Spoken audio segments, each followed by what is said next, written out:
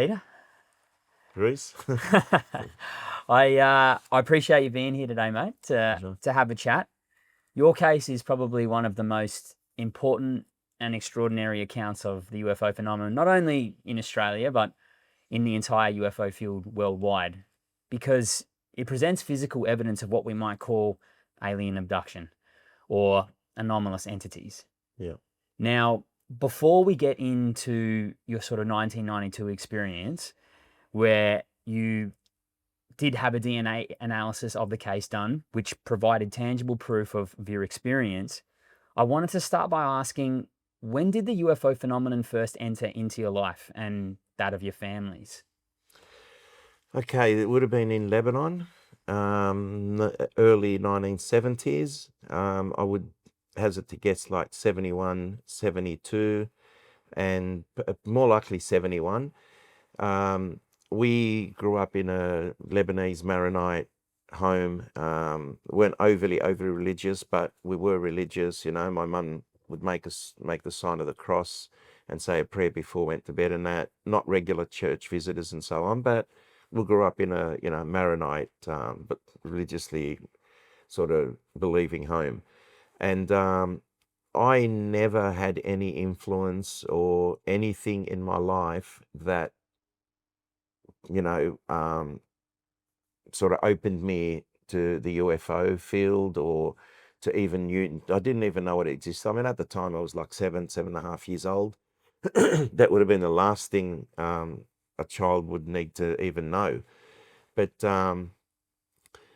it hit me at a time when it did. If it happened to anyone in this day and age now, I think it'd have a bigger impact on that. You might be able to have a lot more people to speak to and get something like, pigeonhole. You can put a title to it, you can put a name to it.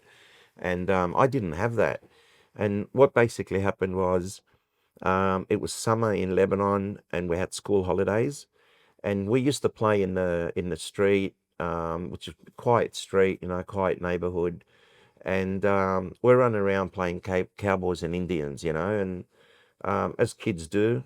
And as we're running around, all of a sudden I heard someone call out, let's go play on the roof. And he named the family that will, to go play on their roof.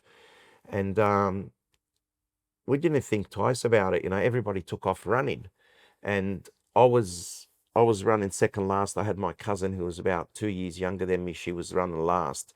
And as I looked back behind me, we just ran through their gate in their front yard. And there was, you had to turn left and go up the side of the house to go through the side entrance to get up to the roof. So as we're running through, I look behind me, I see my little cousin, and she was running last. And I felt bad for her, so I slowed down and let her go in front of me. And at this stage, we were almost at the entry to turn right and go up the stairs to go to the roof. Now, as we ran up the stairs, I'm last now, so I can see everybody in front of me. And as we got to the landing, they started to dart through a doorway. Now, this doorway was an actual security door. It was obviously led to the roof.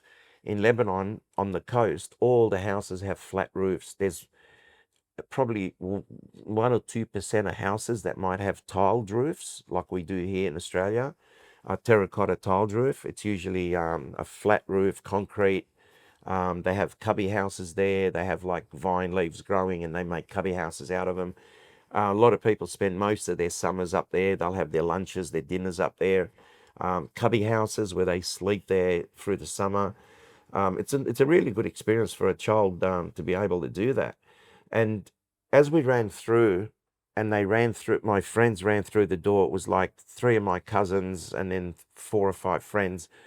And as they ran through, I noticed that this solid steel door was open. Now the door sat on a metal frame, which was about, I'd say 3-4 inches off the ground.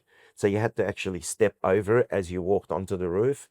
So I'm watching these kids and they're running through the door, and now the door is open and it's against the wall. Usually the weight of the door on its own would spring back. I don't believe the door had a spring on it, but I think the weight of the door, usually when you ran through, the door would, someone would push it open, and by the time they ran through, that door would come back at you.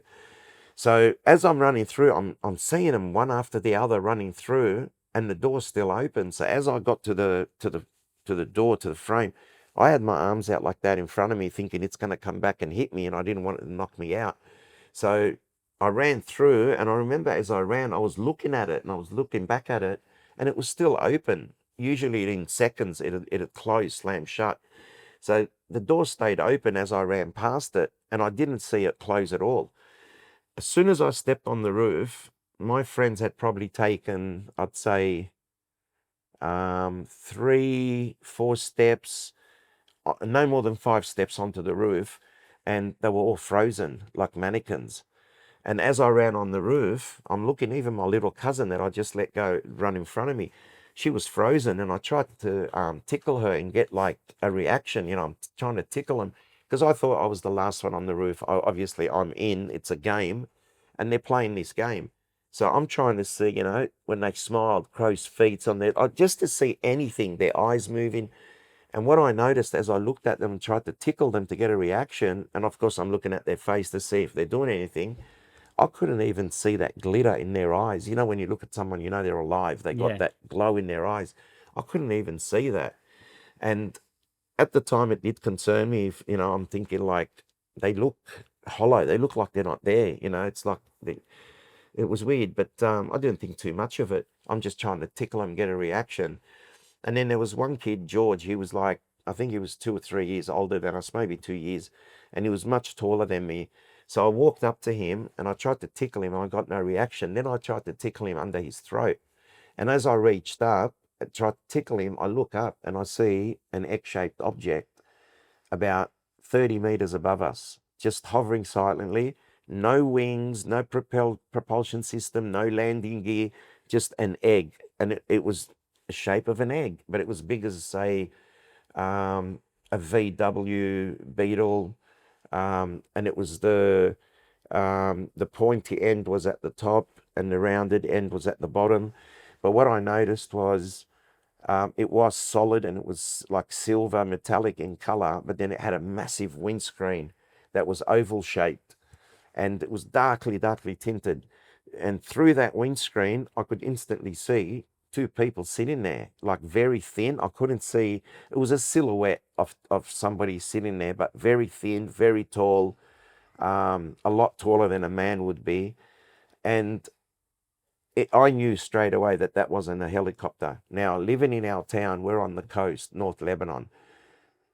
On a weekly basis, helicopters will fly over, Israeli helicopters, and we'd see the guy sitting on the side of the door with his feet on the landing gear, you know, military clothes, sitting there with a box in his hand and just throwing out pamphlets, just propaganda. Yeah. Just propaganda material, but it was all different colors, oranges and blues and greens and yellows. And as kids, we only saw white paper at school, you know, we hardly saw any other colored paper. So what we do, we just run around the whole town, and all the kids in the town would do that and see who collected the most paper and the most colors. We didn't care what was on there. We didn't care about the message. We never read it, you know. I didn't even know how to read then. And so we were accustomed to seeing helicopters on a weekly basis, and we knew exactly what they looked like. We knew the sound they made. But this thing was different. It was quiet. I'm looking at that light there, and it sort of reminds me of that, because it was just this object just sitting there and not making any noise at all, but hovering. And as I'm looking at it, I notice the two I'm going to call them beings or pilots, whatever you want to call them. They're sitting there, one next to the other, and the one closer to me was looking over at the one to his right, and they were looking at each other and looking back at us, looking at each other, looking as if they were in discussion. But I think they were shocked that one of us didn't freeze like the rest, which was me. I was able to move. I don't know if that was their intention or if that shocked them, but they looked in conversation, and it was rapid, like they didn't, you know, look back. And then I see the object drop about 5 meters, and it got closer. So now it's, you know, in the 20, 25 meters higher than us. And it drops, like within 30 seconds, it dropped another, say, 5 meters. So now I'm looking at this thing getting closer and closer, and I'm thinking, this is probably going to land, because at the back of this house was an empty field, and I've got photos to this day that show there's an empty field back there. And the next memory I have is we're all downstairs on the bottom landing, and some of us were actually sitting on the steps, and a couple were leaning on the railing, and there were a couple standing near the exit door, and we're all looking at each other and we're questioning each other. Instantly we're saying, how did we get here? Our memory was being on the roof. And, you know, we were saying, like, we were just on the roof. How did we get here? And as we were questioning each other about that, I don't think they saw anything, because they didn't comment about seeing an X-shaped object. But as we're talking to each other and trying to figure out how did we get down from the roof, we hear our parents calling us, and they're in the street, and they're screaming our names, yelling our names. And one of the kids sticks their head out the door, you know, and goes, "Oh, we're here, we're here." Because we didn't think anything of it, you know. We didn't know that some time had gone by. Missing time. We didn't even know that. So, yeah, someone says, "Oh, here," the parents come and they start questioning us, heavy questioning, like, "Where have you been? Where were you? Why didn't you answer us?" And we're like, "We were up on the roof." And every time we said we were up on the roof, the parents of those kids that were there were getting smacked. My mum wasn't there at the time. I got smacked later. But yeah, they were saying, if you were up on the roof, why didn't you respond to our call? They thought we'd been up to no good, you know, playing doctors and nurses or something, being, you know, kids. And they were like, why didn't you answer us when we called you if you were up there? What were you doing? And we said, we weren't doing anything. We were just playing. And all of a sudden, we're down here at the bottom of the stairs. So everybody got a little smack on the butt and sent home. And for about a week or so, we weren't allowed to play outside with each other. And, you know, we got grounded, as you'd call it now, which we didn't know that back then. But anyway, I didn't speak to anybody about it. I didn't speak to my friends about it. By the time we started playing together again, it was sort of forgotten. You know, it wasn't something that really, really triggered a big investigation or a big story to tell everyone. So I lived with that for many years, and I always remembered it, but I didn't know what it was. I didn't know about UFOs. I didn't even know what UFOs looked like, you know. For all I know, I could have seen some aircraft that I'd never seen before. But the funny thing is too, over our town in Lebanon, which it's called Cheka, all the flights in and out of Beirut airport fly over the town.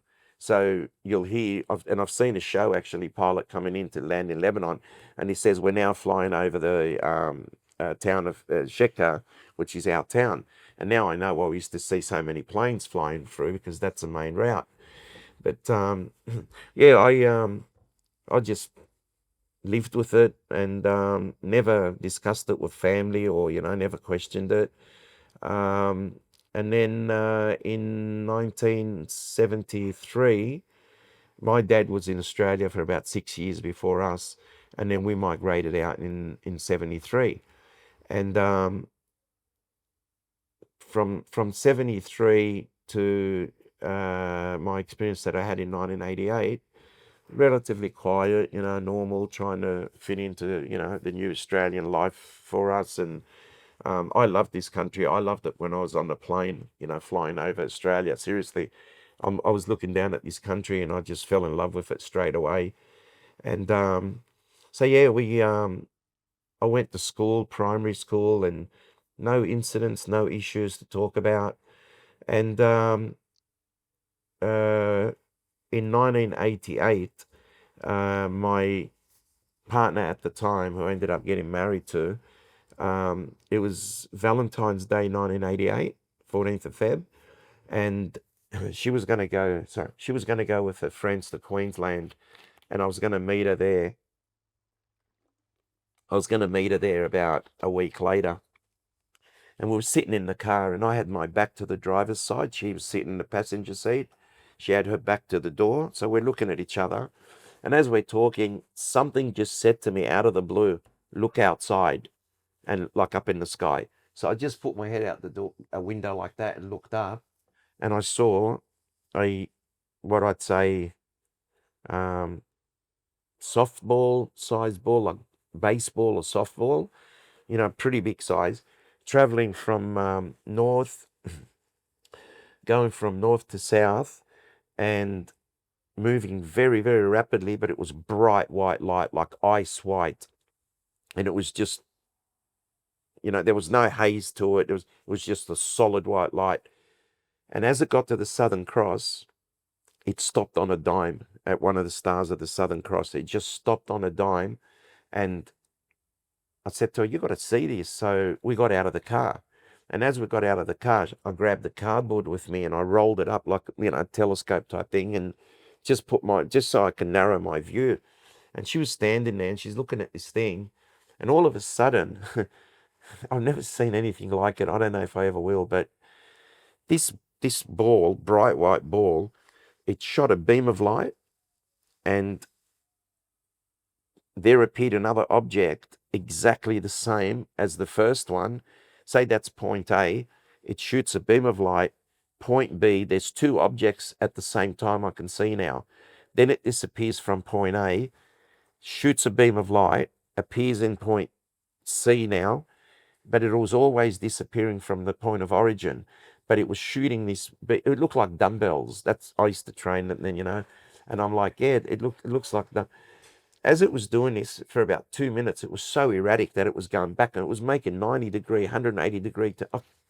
I couldn't fathom how a plane could do that. There's nothing that we have that could make those maneuvers, but it was in a triangular formation, and it was always back and forth, not in one direction. It was like bang, bang, bang, bang, bang. And always it'd be here, shoot a beam of light, appear here, disappear. Shoot a beam of light, disappear, all the time. And when she was looking at it, she made the comment that it was she said, "Oh, it looks like Star Wars." Oh, no, she used the term war with the stars. It's like a war with the stars. And I said, "No, it looks like it's looking for something, searching," because I assumed that beam was a searchlight of some sort, looking for something. But the distance they would have had to travel between those stars would have been phenomenal. But anyway, it went back to the top star where it originally stopped at, and was there for probably 10, 15 seconds, and then it just shot straight up into the sky and disappeared. And we were just standing there, blown away, thinking, it happened about 20 past 8 at night. So we're thinking, oh my God, everybody in Sydney had to have seen that. It was a spectacular display. And we're like, tomorrow, the radio, the news, magazines, the local paper, everybody's going to be talking about this. Next day, quiet as a mouse. Didn't hear it. Now, I'm sure some people might have seen it, but maybe they just didn't report it or didn't bother or didn't think it was anything unusual. But that was the first thing that we experienced together as a couple. Pushing on 6 months down the track, I was living on my own for a while, for about 5 years, and then I had just moved back home with my family, into the family home, and Vivian and I had decided, we're going to get engaged and get married. So, doing the right thing, I thought, drop everything that I was doing, my bad boy days, and then go back home and, reset and basically start over. And it was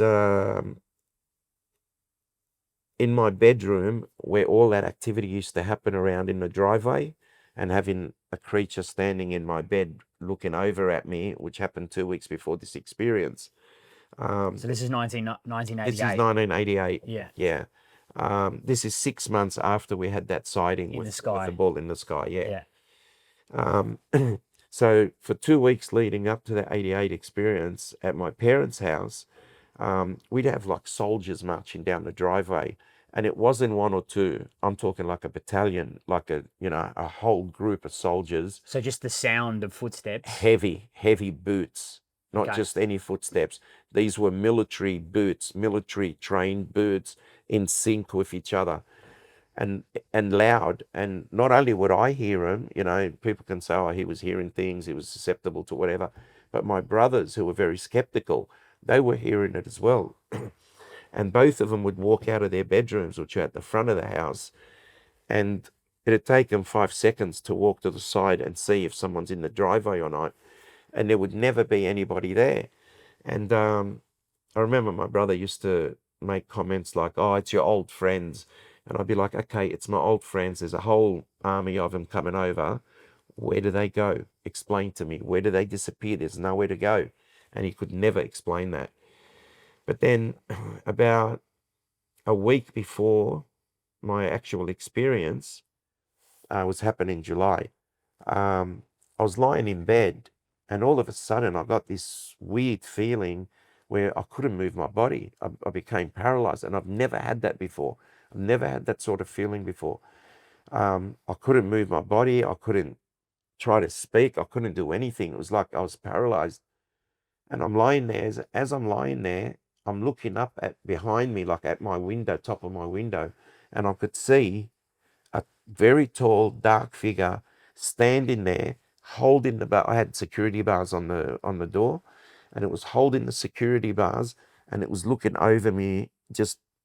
And when I'm looking back, I could just see sort of half its head looking down towards me, but I couldn't see everything. Anyway, for a few minutes there, I just could not move at all. And when I got my movement and I jumped out of bed, I looked, it was gone. There was nothing there anymore. Now, this is about a week before my actual full-blown experience. Now, in the week later, I'm sitting down with my dad, and I love that actually, because I had lived on my own for 5 years and hardly had any contact with my family. I stayed to myself. And I was back home, and I'm sitting down with my father in the TV room alone, no one there, and we're watching this this movie, and I was really like, I liked the fact that my dad and I were spending time together, and we're watching this movie, and it was about 11:15, so it was about 15 minutes into this movie, and all of a sudden my brother comes out of my bedroom. He was asleep in my room. So he's walked out, and just in his sleepy, daisy thing, he said to me, "Go and watch TV in your bedroom. I want to sleep out here." It didn't make sense. I'm in the TV room. He wants to come out and sleep in the TV room. So I thought, you know what? I like my privacy. Okay, I'll go lie in my bedroom. It was like something triggered him to come out and swap with me. So it was strange behavior. It was strange behavior for sure. And then, sorry. That's all right. And then I didn't argue the point. I thought, yeah, I'll have some privacy. I walked in. I closed the door behind me. I went and sat on my bed, and I had a little color Toshiba TV, which I've still got. It's in the garage, actually. I had it sitting on the bedside chest, and I just sat down, leant over, hit the TV on, switched it on, and as I went to sit to lay back, I put my hands like that behind my head, like crossed my fingers and just went like that.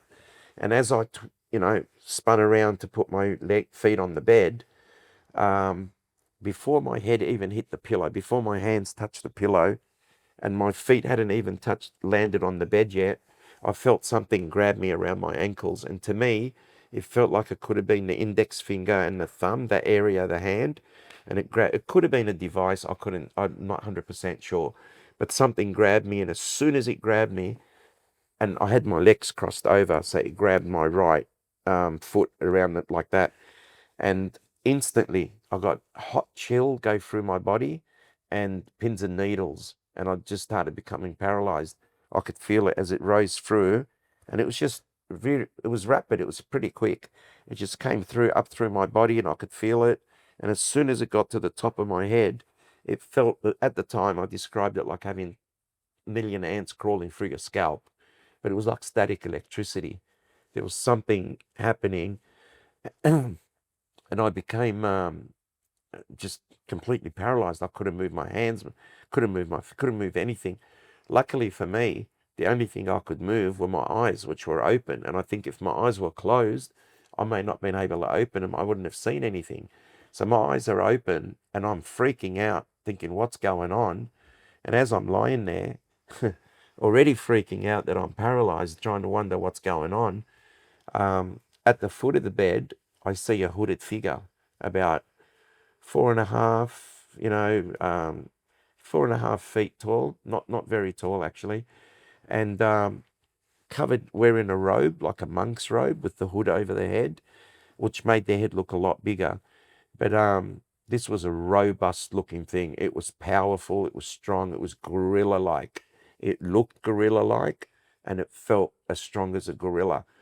Its face, it had wrinkly, deep wrinkled said forest. The skin was a blackish blue, like a darkish blackish blue. And it depends when they turn and sort of a bit of light caught it. You could see at times it was bluish, but most of the time it looked black to me. And round, deep round set eyes, with a wide, very wide nose, big nostrils. When I say big, I don't mean a big nose. I just mean like wider nostrils, and massive lips, like huge lips, like gorillas' lips, say. And I looked at this and thought, oh my God, this is pure evil. This is the devil. And I was petrified. And I didn't know how to react to it. And here I am, I can't move. I had done I trained in martial arts. I trained in kickboxing. I played sports. I could get up and handle myself if I needed to. And believe me, I wanted to. I wanted to get up and, throw kicks and punches, and couldn't do anything. I was just paralyzed. And all of a sudden, as I'm thinking this through, and I'm thinking, shit, I'm paralyzed, like trying to call out the family members, I could think in my head, in my mind, I could say their name, but nothing would come out. I had no voice box. So I'm lying there and I'm trying to call out, Dad, Dad, or my eldest brother's name is Sam. Sam, I could say it in my head, but nothing was coming out. And I'm thinking, oh my God. And then I look over with a corner, like my eyes are open, I could move them. And I look over to my right side. So between me and the little Toshiba television, there's, sorry, there's 2 or 3 figures standing to my right, hooded, exactly identical to the one at the foot of the bed. And that really, when I say petrified, that escalated 100 times, because they were right there. The other one was at the foot of the bed, a bit far from me at my feet. These ones were right Up there, close. up close, near my head, near my chest. If they wanted to do damage, they could have. So I'm lying there, and the only thing I could move my eyes. And now I'm petrified, and I'm thinking, shit, this is the devil, this is evil. Or everyone, and I'm thinking, my parents are going to come into this room in the morning. I'm paralyzed. I'm not walking for the rest of my life. I'm going to be, this is how I was thinking. Yeah, panic. I'm going to be in a wheelchair. I wasn't thinking alien. I was thinking evil, devil maybe. And then I was thinking, oh my God, I'm going to be in a wheelchair. And Lebanese people, I was thinking they're going to say, oh, it's the lifestyle he lived, he sort of deserves it or whatever.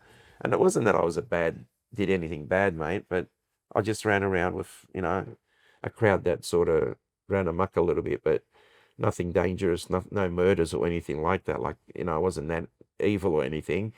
But yeah, so I'm thinking this is really evil and it's the devil and, it's payback. And then I'm sweating, I'm breaking in a sweat. And then all of a sudden, the corner of my eye again, I was able to look to my left and there was a wardrobe against the wall. Between the wardrobe and the bed were 2 figures, and these guys were 7, 8 foot tall. Now I'm lying down on the bed, so obviously when you're lying down, they're going to look taller. But I'd say they were 7, 8 compared to the wardrobe. I'd say they were probably 7 to 8 feet tall. And the one closer to me looked male, and the one when I say closer to me, he was about like my shoulder area. He was just there. The other one was down around my hip, and she was a female, and I could tell because of the body. Obviously, she had breasts, but the male had a surgical mask, and our surgical mask, we know through COVID, we all had to go through it. They were with your hand. Some of them might be a bit bigger. The masks that I saw them wearing were about 2 fingers wide, and the male actually had the mask under his chin. He wasn't wearing it, wasn't covering his mouth. And I got the impression straight away that I've met with this one before, and he'll confirm it in a second. But straight away, as soon as I looked at him and saw that he didn't have, I thought, you and I have had contact, you know me. And then the female, she was wearing the mask, and it was only like very narrow mask. And as I'm looking at them instantly, within 2 seconds of looking at them, I was petrified 1 second. I was sweating. I thought I was looking at the devil. And then all of a sudden, I look into these big black eyes, like I'm talking bigger than a horse's eye. Sorry, goldish in color, ovally shaped head with a coming to a point, little nose for a bridge for a nose. Actually, you don't even see the bridge for the nose. It just sticks out a little bit on their face, and then you see 2 slits for nostrils. You don't see a protruding nose like ours. It doesn't stand out like that. And didn't see any lips or a big mouth. I just saw like a line as if you drew it with a pencil. I didn't see any upper lips or lower lips. I just saw one line. And and then when I looked into these big black almond-shaped eyes, honestly, it was like I fell into a void. It was like I just, from being fearful, from being thinking I'm looking at the devil, as soon as I look at this being's eyes, I'd say maybe I was maybe hypnotized in some way, but I calmed right down. Like here I am sweating, I'm petrified, I'm shaking, and I'm thinking, I want to fight these, I want to throw punches, I want to kick.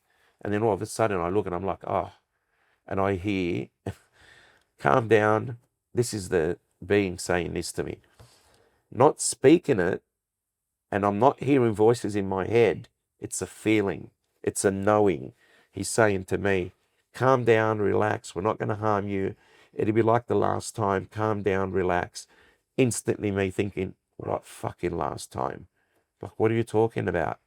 Calm down, we're not going to harm you. And as he's saying that to me, I see him lean over, and he had what looked like a needle of type, a syringe, and on the tip of it, it had like an optic fiber, flexible, thin needle that had a light right at the tip of it.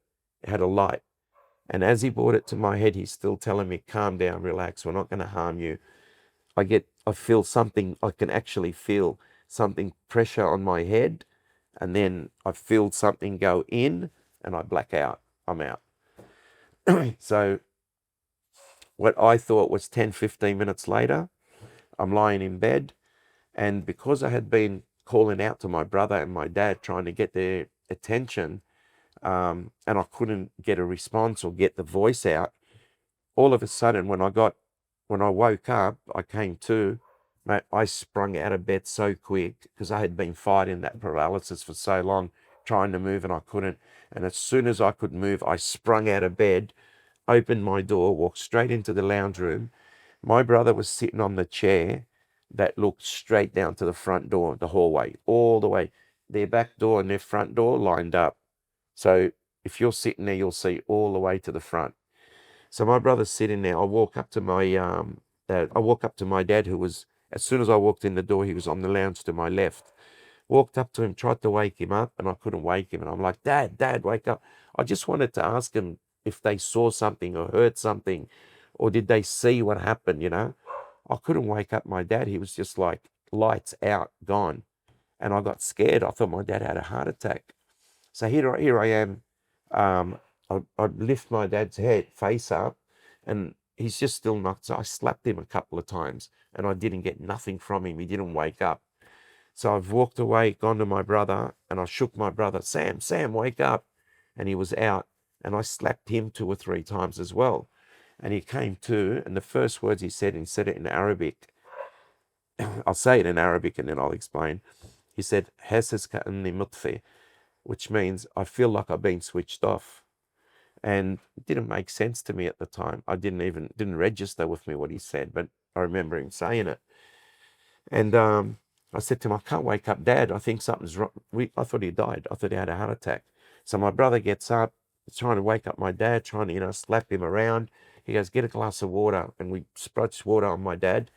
My dad came to, didn't say a word. Wouldn't you ask, like, why are you slapping me? Why are you putting water on me?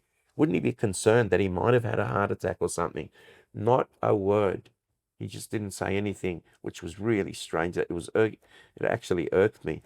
And anyway, I said to my brother, I said to him, how long have I been in my bedroom? Like, when did you come out? Now, remember, there was a movie playing. It was about 15 minutes into this movie, past 11. And I said to my brother, how long has it been since you came out here and I went in the room? He said, oh, about 10, 15 minutes, which is what I thought. And as we're talking, we noticed that the TV, which should have had a movie if it was 10, 15 minutes, we're now like half an hour into this movie. The movie should have been playing. But the station was closed. You know, in the old days, the Sydney station would close. You'd get a blurry screen, or you'd get that test pattern, and there'd be that song, Our City of Sydney. Our City of Sydney, yeah. And that's all we saw, the blur, the test pattern. And I'm like, the station's closed. So it was closer to 3 o'clock. And I couldn't explain it. So I said to my brother, look, I'm going to go get a drink of water. I'm going to put it in my room next to my bedside chest. If I get up in the morning and that bottle of water's there, something happened. If it's not there, then I'm dreaming, you know. So anyway, I go into bed. I put the glass next to me, a glass of water. I get up in the morning. Look, the glass of water's there. I'm like, okay, something happened. So I had to go and pick up my fiance at the time. She was working in Macquarie Street in the city. I had to pick her up from there. So I jump in the shower. I'm having a shower. I get out. I'm drying up. As I'm drying my right leg on my shin, I feel a burning, really bad burning sensation. And I'm like, whoa, what is this? And I have a look.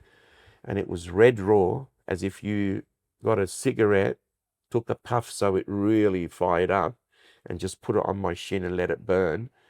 It was an indentation, a red raw indentation, about sorry, my throat, about 5 millimeters in diameter, 2 millimeters deep. It had 3 prong marks, like there was 3 distinct prong marks, and you can see it in the photo. Anyway, instantly I thought, no, this is from what happened last night. I knew straight away. I thought this is related to what happened last night.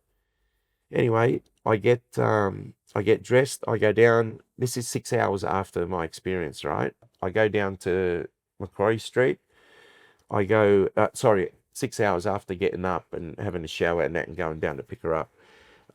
So this, whatever was on my leg, didn't have time to heal at all, you know. It hadn't even been 24 hours.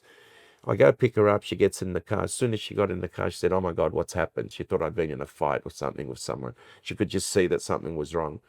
And I said, look, something happened to me. I need to speak to someone. I may as well speak to you. So as I'm telling her what happened, I'm explaining to her as we're driving.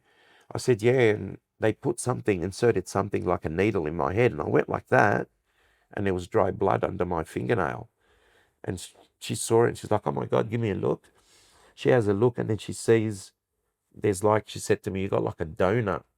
It's a hole, and there's blood all around it, dry blood. And it actually fitted with, you know, them inserted a needle in my head at the time. I don't have a memory of how the scoop mark got there, but it was definitely there. Anyway, she said to me, look, you better go and see a doctor about this. This isn't just something you can let go. It could be anything, you know. So dropped her off at Dollar Chill, went to my doctor at Earlwood.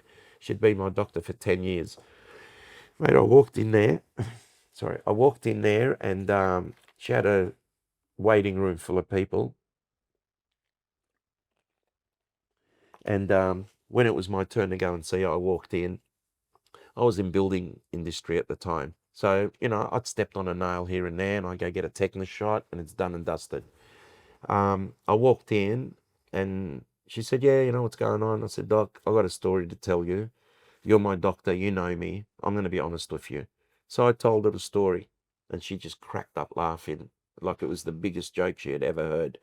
Even people in the waiting room were like, you know, when I walked out, they were like, oh, what was so funny? You should do Brutal. comedy. It really upset me, actually. I never, ever went back to see her after that, which was disappointing because she was a decent doctor. But she let me down when I needed it most, basically. But anyway, I thought, okay, if I can't get help from my personal doctor, I'm going to call whoever I can and find whoever I can. It's easy now. You can get on the internet and do, touch base with 1 million people and get help. But back then it was really hard. So anyway, I started making phone calls, and I called, psychiatrists, psychologists, counselors, doctors. And as soon as I'd say to someone, look, I had an experience and there were beings in my room, or there was something, in my room, and no, we don't deal with any of that. Bye, hang up, no referral, no nothing. And one day I spoke to a psychologist in Queensland, and he heard my story, and he was kind enough to listen. And then at the end he said, look, I've actually been hearing a lot about this, very similar experiences from people. I think what you're telling me is related to the UFO field and aliens. That was the first time I had something to target, oh, okay, it could be the topic of UFOs or aliens. That's something I can start looking into. Anyway, he said, look, there's a group forming in Sydney. If you're interested, get in touch with them, attend their meeting and see if they can be helpful. And I ended up doing that. Cut long story short, I went, we named the group, we won a couple of books as a prize. And down the track, a few months down the track, I got involved with that group. And they didn't care about the UFO abduction side of it. They only wanted to deal with lights in the sky reports. It was really difficult because they would make comments I was part of the committee, and at a committee meeting, sitting around a table, there were people who would make comments like off the cuff comments. Oh, you got to admit, these abductees are a bunch of weird people. And they're talking about me basically, and people like me. And I took offense to it. And what drew the line with me, a gentleman sent a t-shirt in, and it had some orange stains on it that he believed were from an experience he had and the substance that was rubbed on his body, and it reacted with his shirt and left a mark on there, multiple marks. Mate, I seen one of the committee members grab that t-shirt and throw it in the rubbish bin next to him. Just completely dismiss it. Just dismissed it. And I actually got up after and grabbed it, and I put it in a bag, and I've still got it in my office. Anyway, so I had to contend with all that stuff. And then for them, they didn't want to deal with the abduction stuff. It was too controversial. So what did they do? Throw Peter in at the deep end, let him deal with that. And they just lobbed me with it. So one day we're at a meeting, and I'm sitting down minding my own business, and they said, oh, our support group abduction, sorry, it wasn't support group, abduction coordinator Peter Khoury wants to speak about his story. And I was like, no one asked me. I don't even know what happened to me. I'm still trying to understand my experience, let alone try and help anybody else. So I got up there and, just told my story briefly, only the 1988 experience at that stage. And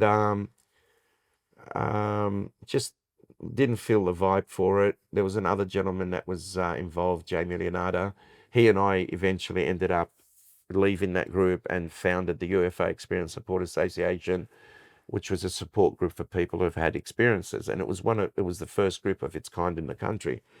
And anyway, so from after all the 88 and getting involved with UFO groups, and then realizing, oh, okay, this is UFO and alien related, I went on a deep search. I took a deep dive. Looking for answers. Mate, looking for answers, spending all my money on books. I didn't care if they were credible books or, good authors or good research. Any book I saw on the UFO topic, I just bought and wanted to read. And one day I picked up Vivian, and we were driving through the city, and we saw a bus shelter with a big poster, just one massive black poster, and written on that poster in white writing was, "They're coming." We didn't know what it was. It could have been a band, it could have been, anything. We didn't know. Just a black poster with "They're coming" in white. 2 weeks later, same black poster, different words, "They're here." And it triggered our interest. Like, what the hell is this about? 2 weeks after that, it's funny. I'm in Macquarie Street driving. There's two buses stopped at bus stops, and there are bus shelters there. And we're stopped at a set of lights. The buses take off. I look over, I'm looking at Vivian Seyfried, I'm looking at her, talk to her. Oh my God. There's this image of, the Whitley Strieber's book, Communion. That's what I saw. Oh. And I'll say this just quickly. If someone sat down with me and said, Peter, we're going to make a documentary, we want you to give us the description of what these beings look like, I could not have done a better job than what they've done in that movie Communion. There must have been a lot of people having input to get it so right. Perfect. The goldish looking taller beings with the big eyes, exactly what I saw. And the shorter ones, the hooded, exactly what I saw. Did it trigger you emotionally almost Oh, as well? 100%. Instantly. And she saw it on my face. And then when she looked, she's like, oh my God, that's what you saw. So we decided to buy the book Communion. Now, I've got a photo of her walking up to my parents' house out the front through the gate. And I'm taking a photo and she covered her face with the book. So you actually see the alien image right there. Now, she started reading the book before I did. And she'd read it on the train heading to work. As soon as she'd get to work, she'd call me and she'd be like, Peter, you have told your story to someone and they've written a book about it. You had to, because this is your story. It's so similar. And I'm like, okay, we'll see. So she reads the book, and then she gives it to me to read. Mate, I could not read more than one page at a time. Scared the shit out of you. I'm telling you, I'd read one page and I had enough. Anxiety would set in and I couldn't do it. But eventually I read through it. And what it was for me, it was like a checklist. There was a lot of things I could relate to, but there were a lot of things that I couldn't. And that's him shooting at them and they disappear and, all that stuff that happened in the cabin. Now, they're movies, so you don't know if it's 100. Now, I've met Whitley Strieber since. We've talked, and he was really interested in my case because he said no one that had reported experiences to him had mentioned hair. Nobody. And it intrigued him that because he saw beings with hair. But anyway. Yeah, Bill actually had told me that Whitley said that he deliberately left hair out of the actual book so he could identify cases or people that wrote about hair and follow them up as real leads. And that's why with me, even when I told my story, we kept a couple of things description-wise. We didn't put them in there because we just thought you don't give everything out. And, you've got to keep something to be able to test other people's stories, whether they're copying people and that. But anyway, so to me, it sort of set home that, okay, this is where we're at. This is, UFO. This is aliens. Oh, my goodness. What do I do with this, And luckily for me, I did meet someone like Bill Chalker, who I avoided like a plague early on because of all the bad talk about him. And then once I started becoming friends with Bill, I noticed straight away that in his research, in everything that Bill does with the UFO field, he just raises the bar so high. And the ones that can't rise to that will badmouth you. They can't compete with you, they're going to badmouth you. And eventually Bill and I become friends. And one day, it will go to 1992 now. We get married, I move to this house. Okay, so it's the bedroom in there where it happened. And one day, 92, I had an incident at work on a job site where I was attacked by 3 people. That's a damage on my arm with a broken bottle. Yep. I got stabbed in the chest. I got hit on the head with a shovel, sharp edge, twice. Third time I blocked it and fractured my thumb. It would have killed me for sure. I was in the back of an ambulance and I could hear 2 female paramedics saying, what a shame, at my age at the time. And they're saying like a young man and he's a hairline away from death. That's what I could hear. So anyway, I had the injuries. I was recovering. I was on meds. Doctor even put me on Prozac. Now, I took 1 Prozac tablet, and I thought that it's still in the drawer, and it could be in one of the drawers, I'm not sure. But I took 1 Prozac tablet, and then just happened 2 days later to read an article on the effects of Prozac, and it was Lady Diana who was talking about it. She's saying what effect it had on her. And it wasn't very good, she had side effects, bad ones. And I thought to myself, no, I'm not using this. and I put it in the drawer and I left it there. So, but I was on Panadine Ford. I had massive head injuries. You know, I had bruising on the brain. I had fractured skull. So would you consider it a near-death experience almost? Yeah, for sure. Yeah. For sure. Yeah, because I was in and out of consciousness, and you know, but anyway, it's a hard thing to talk about because it cost me 3 years of my life where I didn't work, and we struggled a lot because we had a mortgage, and financially we just weren't, you know, yeah, it was a lot of strain. I'm surprised we stayed together through that, to be honest. But anyway, so I'm recovering from my injuries, and one day I'm at home. I had to drive Vivian to the station, which is at Regent's Park Station, which is like 5 minute drive. And I was feeling fine, you know. I mean, okay, I had the head injuries. I was recovering. It wasn't intense, you know, like the first day or the first week of the injury. I was getting over it.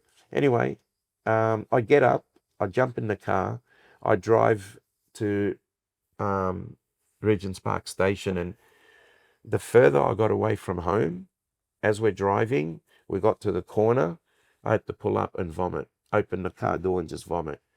And I thought, oh, that's strange, you know, and I put it down to maybe head injury, you know. So every time we drove, I'd say 10, 20 meters, I'd have to open the door and vomit. I don't know where it was coming from, but there was a lot of yellowy, green, vile stuff. And I reckon I stopped between 20 and 30 times on a 5 minute drive, pull up, vomit, drive a couple of minutes, pull up, vomit. And it was getting worse and worse as I was getting further away from home and closer to the station. And like I was vomiting more instead of less, because you think it's all coming out of you. You know, by that stage, you'd be just, you know, vomiting a little bit, but it was a lot. Anyway, as I was coming back, what I noticed, I started vomiting, but the closer I was getting to home, the less I'd vomit and the more distance I covered. So I was getting better the closer I got.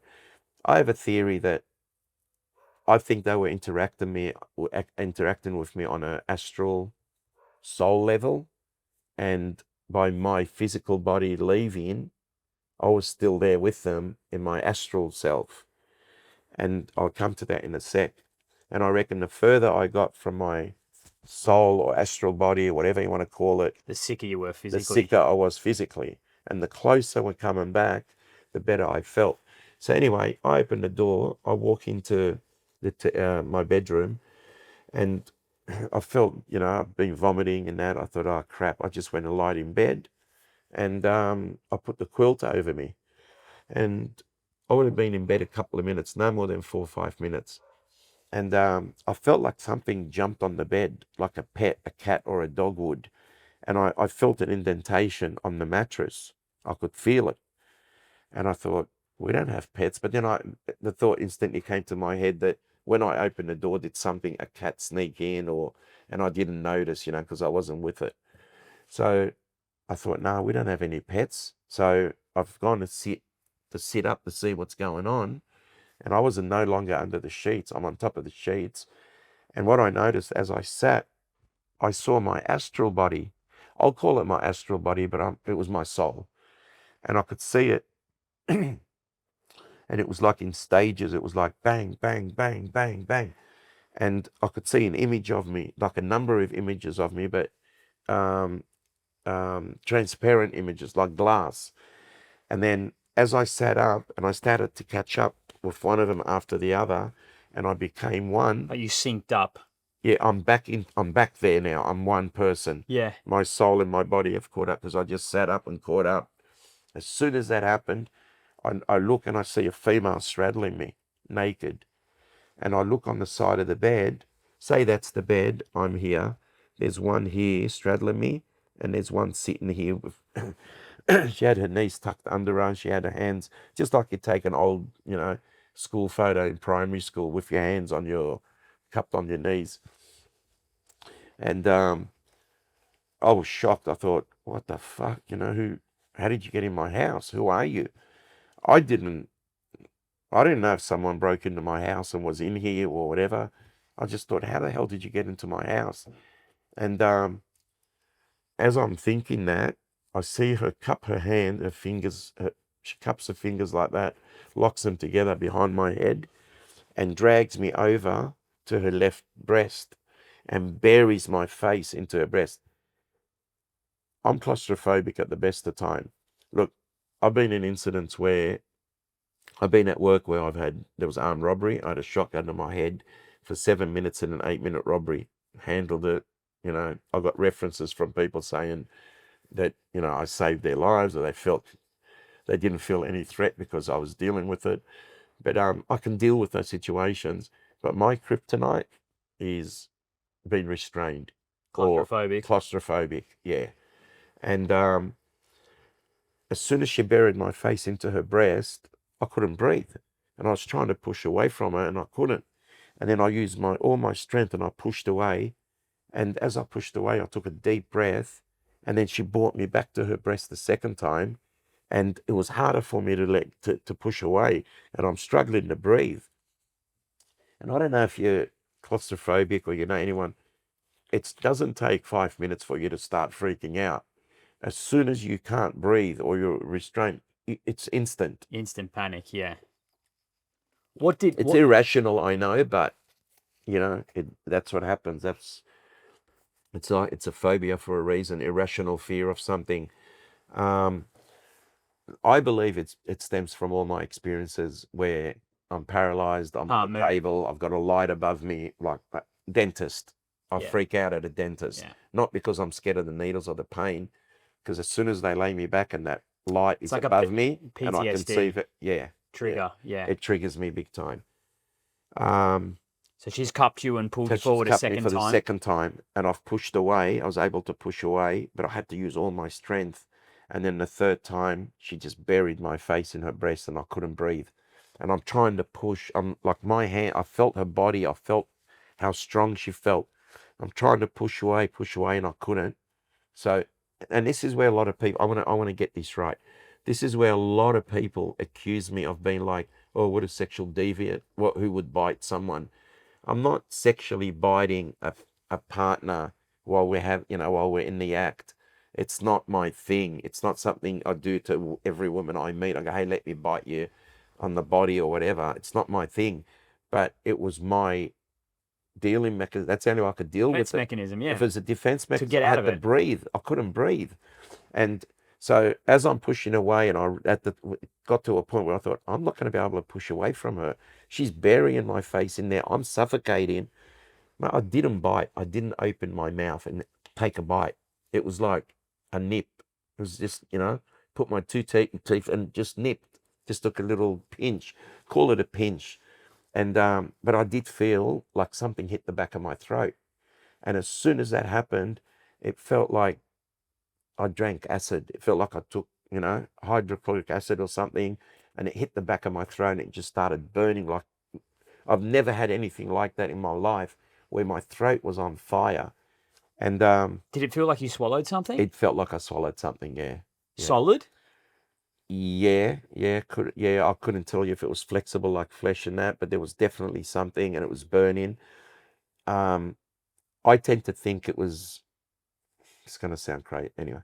I tend to think it was maybe like a Viagra or something like that, because later on I had an erection for 6 hours, and a painful, very painful erection for 6 hours after the incident happened, when they were all gone and dusted.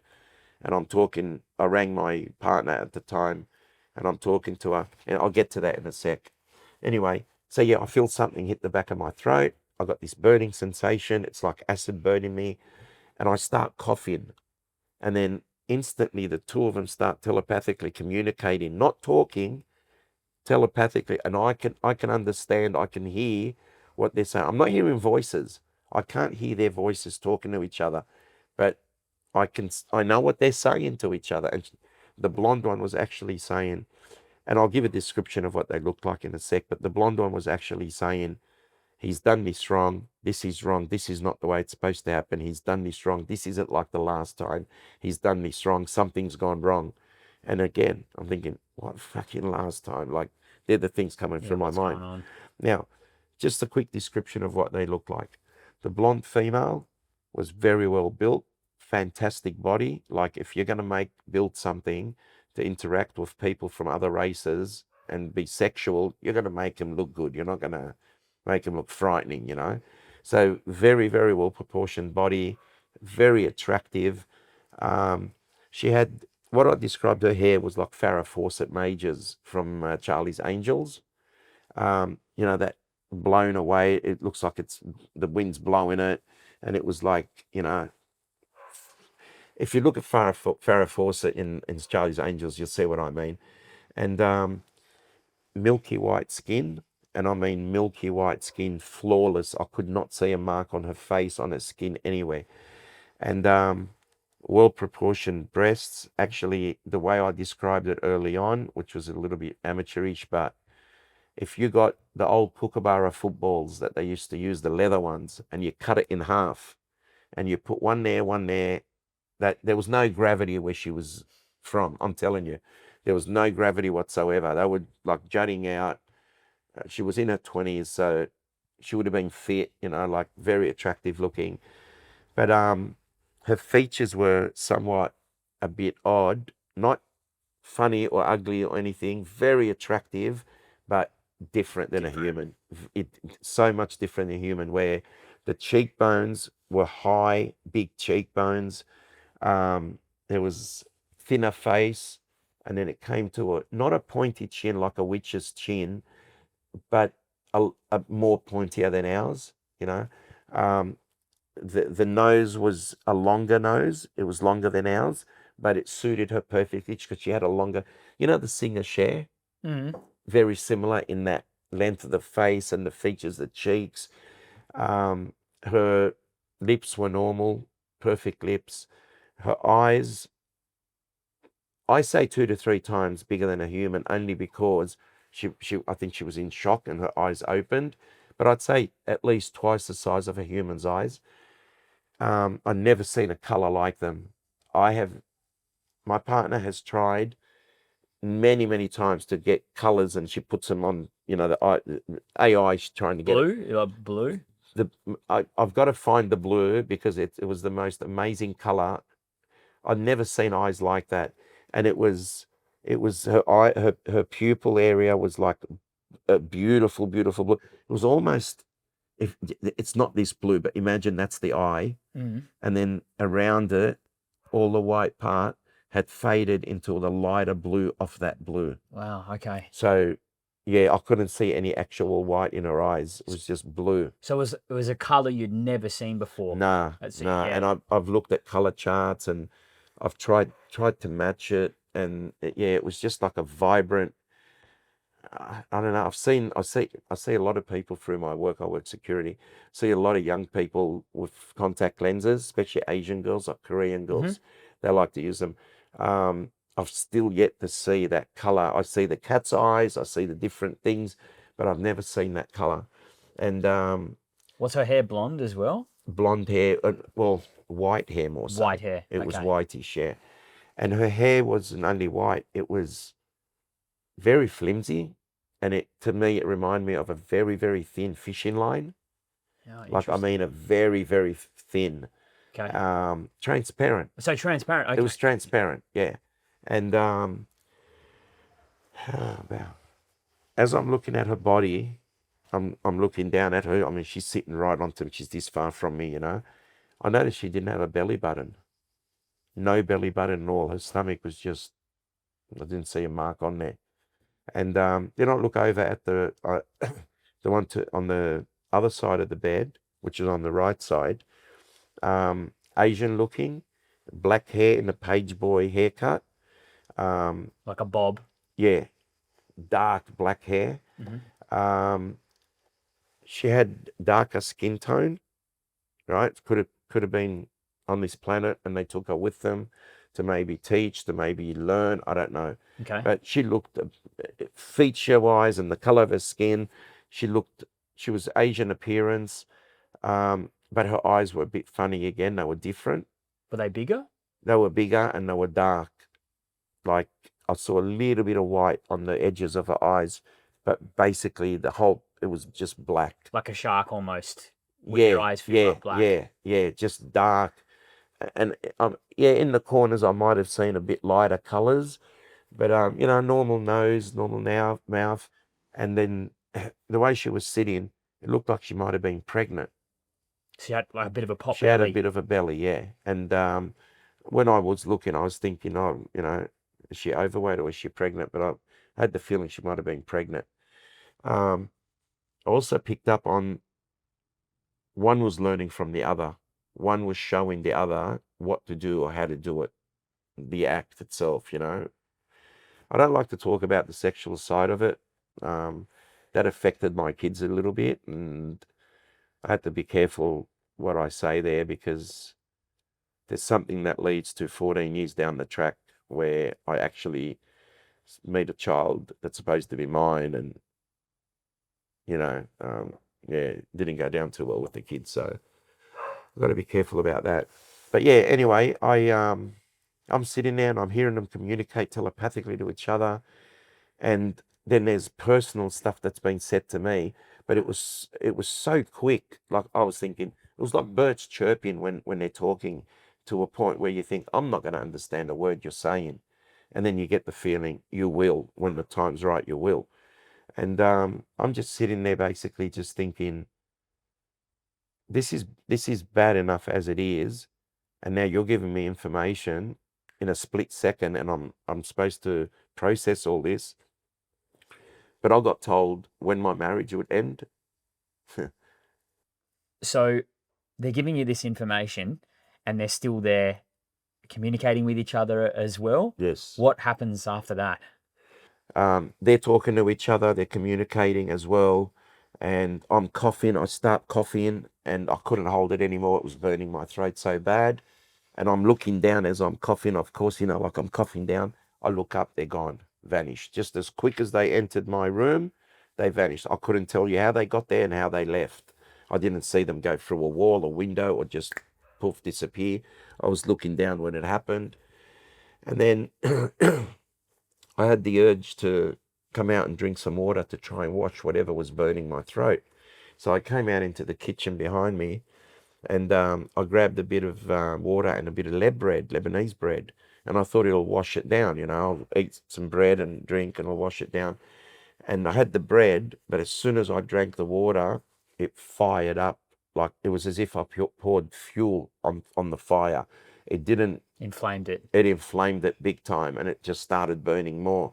And I was coughing, coughing. I remember leaning over the sink, coughing, coughing, and I must have coughed for like 5 minutes straight. And I noticed like my kidneys and my insides were hurting, my organs. And the more I coughed, I'd have coughing fit for 20 minutes.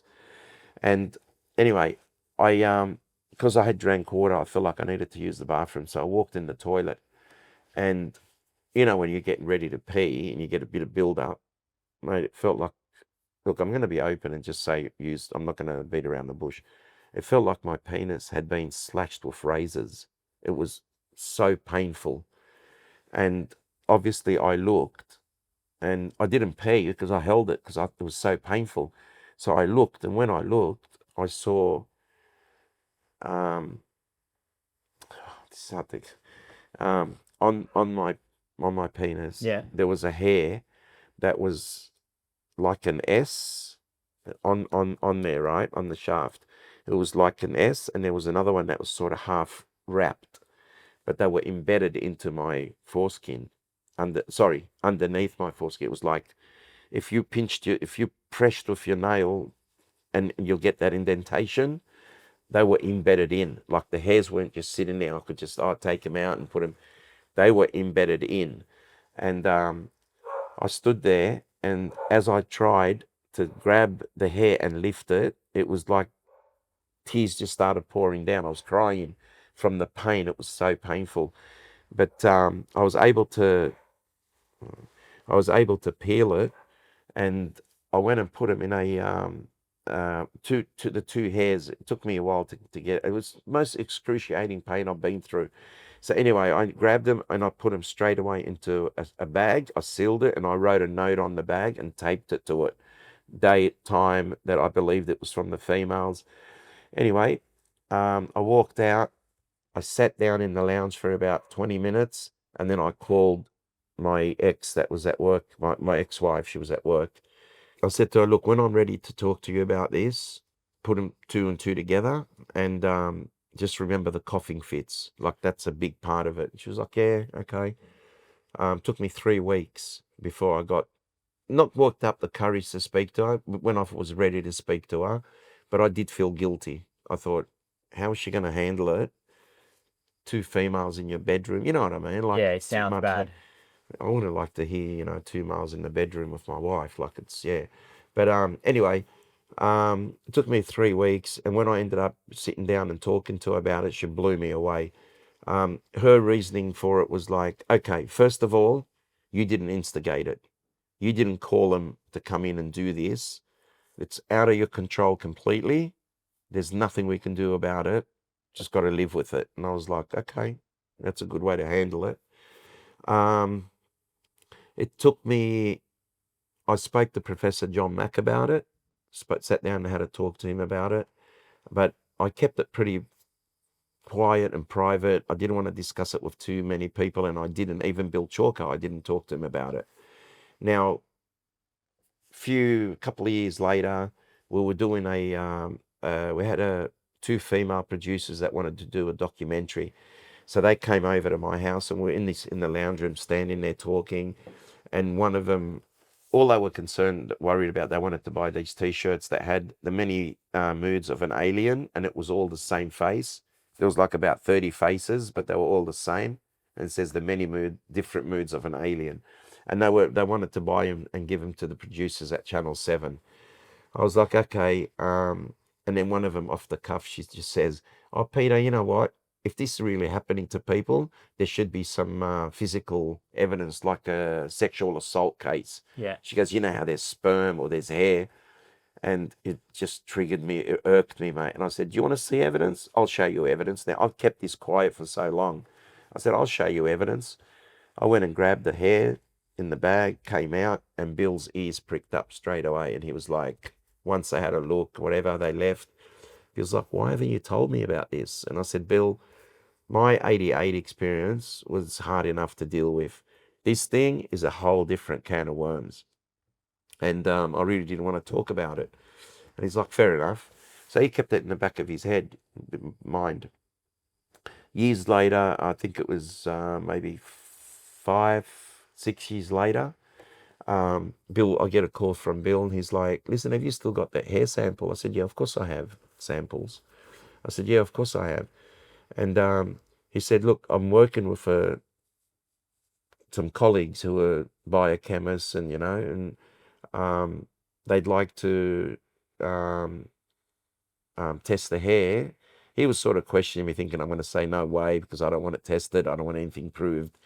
And he said, look, the team's called APEG, and if you're interested, I trust them. If you want, I can do the testing and I'll do it for free. But they want to DNA test the hairs. And, I jumped at the opportunity. Didn't even have to think twice about it. I said, yeah, mate, come and pick them up, and let's see what happens. Because I knew where they came from. I knew it wasn't from my partner or anything like that. So one day Bill came over, picked up the hairs, and then they went and did some testing. Then he came back another time with one of the scientists, and they took hair samples from me. They took hair samples from my wife at the time. Nothing matched that whatever they got in the DNA anyway. But so this would have been 1990, probably 97 when this happened. And then all the testing that was done, I wasn't expecting too much. I just thought it'll come back human or, normal hair. And then one day Bill called me and he said, listen, we got some really strange results here. And he said, and we even got, when they did the nuclear DNA, because they tested the shaft of the hair, then the root of the hair. Yeah. And they got the completely different DNA where the root was tall, blonde, Scandinavian looking, So I believe it's a Gaelic Basque. Gaelic Basque. Rare Yeah. ethnic group. That's right, yeah. And then the shaft of the hair showed the rarest Chinese mitochondrial DNA. Now, I had a So there were two different individuals' in the one hair. DNA in one hair. In the one hair. Now that's impossible. Your hair, my hair Yeah. will have that one It'd be type one of thing. person. That's it. And then they went one further and they tested for the gene deletion, the CCR5, and they discovered that. And when I first when I had there was a panel of researchers, some were from overseas that were here on conferences and that. They sat at a panel and I sat in front of them and they just hit me with questions for about 3-4 hours. And they were making notes and I was giving them all the information that I could. And one of the things I said to them, because she didn't have a belly button, and I remember saying, whoever made them for a reason, to sexually interact with people. And I was insinuating that they were clones, but not knowing that I'm saying that, because cloning hadn't evolved, it hadn't blown onto the scene. Dolly the sheep was cloned, I think, in '93. First time the Dolly I think that was 1993. So I didn't know anything about DNA or about testing or anything. You're just a regular guy. No, I don't know Guy. anything about it. Yeah, and so when he came back with all those results, and he said, "Mate, this is really interesting, and it backs your case. There obviously something happened to you, and you got evidence to back it up." So it just opened a whole new, basically, Pandora's box for me, because there was so much. It was a rabbit hole that goes on forever, and I didn't want to go down there, but I had no choice. But It was kind of confirmation of the reality of the experience. 100% that you can't doubt that something happened. Now, if people want to interpret the DNA results in any way they want, they can, but it proves that something physically happened to me with those two females, and I didn't have control of what was going on, obviously, but lucky for me, I have conscious recall. I can remember. I could have thought it was a dream and let it go at that, and just not worried. But there was hair. But those two hair samples, I knew where they came from. I have no doubt, and that's why I went ahead and tested. I went out on the limb because I took a big chance. Because if those hair samples came back as normal, human, and your marriage. my marriage, I'd have to a lot of explaining, not just to my wife. She trusted me, but to a lot of people. They would have made accusations. They still do now, And I've been separated from my wife now for 8.5 years. She's never said a bad word. And that was a question Bill asked me early on. He said, "Oh, what's Vivian going to say now that, you're getting divorced, you're separated?" I said, "Mate, she'll still tell the truth, I wanted to ask, so I guess for people that are watching this with the DNA testing, it's quite complex in terms of how the results are, I guess, displayed and what they mean. And you were talking there about the CCR5 gene deletion, which was basically in the nuclear DNA testing, there were 2 gene deletions in the CCR5 protein. Yeah. Now that's very abnormal, extremely peculiar. And Very rare. Yeah. the reason being is that makes whatever that entity was, if that DNA belongs to them, it means that they are immune to HIV, Sexually transmitted disease, other viruses like smallpox, Yeah. which kind of almost indicates what you were sort of saying with they didn't have a belly button. Yeah. Do you think these beings were designed essentially to maybe actually have sex with people I have no doubt. and maybe even collect DNA? Yeah, I have no doubt. Yeah. I have no doubt. Some people say, "Oh, if they're that advanced, why would they need to collect? They can produce clones or whatever." But I don't know much about cloning and they degrade or whatever. You can't just keep copying something. But look, the method that they use, the PCR method, which Dr. Kerry Mullis came up with, invented, and he's had his own experiences as well that he's openly spoken about. It's in the book. I think it just fell into place at the right time, and some of the scientists tend to think that those 2 hair samples were placed there on purpose. They weren't there by accident. I wanted to ask that. Like, do you think that they were deliberately left there to... The way they were placed, yeah. They weren't there just. Why do you think they were placed there? What could you I think they interpret from just that? wanted. It's about time that, and we had the technology at that time. Only although it was, in its infancy, the DNA research, we had the capability then, and I think it was just an opportunity. And it's not just me, as I said. There are other people now. We've had like 8 people who are claimed, and one of them claims it was 2 weeks before my experience in '88. They claim they've had the same exact experience as me with a blonde female, an Asian looking female, and there was sexual contact, interaction, and then that they also had hair samples. A couple of them said they dropped them in the bathroom and went back and picked them up. One of them says he put it in a drawer, can't find it. Another one says he'll find it, it's in a drawer somewhere. So it's frustrating, but the ones that did go back and pick up the hair samples, they were tested and through Bill and his team, and they came back to match their partner and their daughter. So there was nothing unusual. Maybe they didn't pick up the right, the same hair that they dropped. I don't know. A lot of people have said to me, well, maybe they're just not telling the truth about, they're making it up. Who knows? But why would you make up something like that? It's I think the nuance and the complexities in the story really add to the validity of what happened. And I think the DNA sample is probably so important because it actually complements the story. We talk about this idea where you saw 2 beings, one sort of Asiatic, one Nordic looking being, which we could almost say blonde hair, blue eyes. yeah, And it's almost as if those 2 beings had somehow combined into one hair sample. And it does. that's Yeah, really strange. Like yeah, it's a really bizarre occurrence. yeah, The other thing which is really peculiar is you said you saw your almost astral body split in sections in the 1992 experience when you sat up. yeah. Do you think in some of the other encounters as well that they may have been performing acts on your astral body or energetic body, and that maybe somehow when your physical body synced back up, it was imprinted then on the physical body, but it was actually being conducted on a level that we don't understand? Yeah, I've thought this has been my thought process since it first happened, that they were interacting with my astral body, with my soul, and once they lost control, and that was when my physical body and my soul became one again. That's when they lost control and they were freaking out, like comments like "This is supposed to happen," it's not like the last time, or something's gone wrong.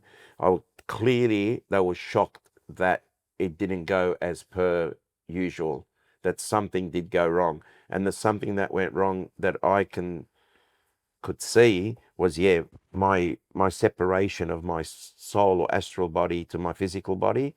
And I think that's really why I was getting so sick as I got further and further away from my astral or body or soul.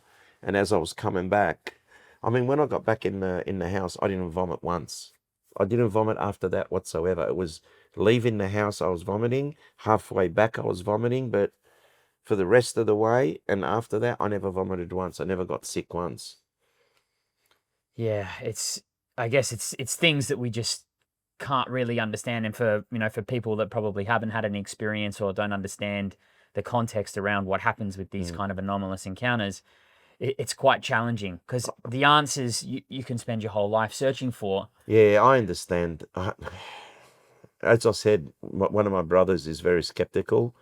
I understand that. I understand. Look, if you were sitting here and I was interviewing you and you were telling me the story, I'd have a lot of question marks. Um, and I understand that. I understand. I don't want people to just believe me blindly. I want people to look at my story, look at the evidence to back it, look at the conscious recall that I have of the story. It's not something I retrieve through hypnotherapy. And I was involved in a show. It was called My Mum Talks to Aliens. You're probably aware of it, with a researcher, Australian researcher, and a therapist.